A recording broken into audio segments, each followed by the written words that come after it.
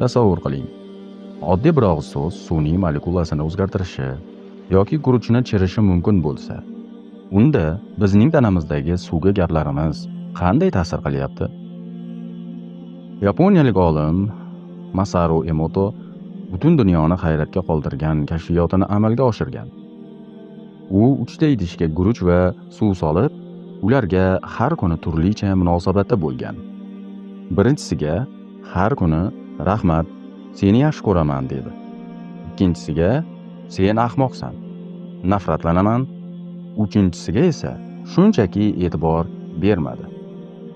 Oradan bir oy o'tgach, natija dahshatli edi. Yaxshi gap eshitgan guruch oppoq bo'lib, xushbo'y hid tarata boshlagan. Yomon gap eshitgan qop-qora bo'lib, chirib ketdi. E'tiborsiz qoldirilgani esa shunchaki mog'orlab ketgan. Bu nima degani? Bu so'zning energiyasi bor degani. Inson tanasining 70-80% suvdan iborat.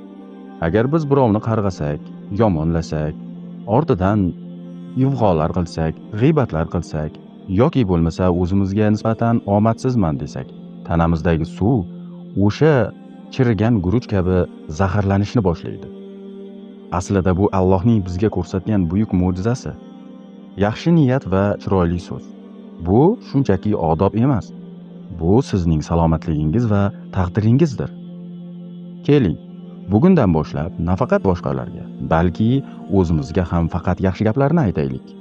Chunki har bir so'zimiz koinotga yuborilgan duo kabi qaytib keladi azizlar. Har biringizni kasb-koringizga baraka bersin. Sog', salomat bo'linglar azizlar.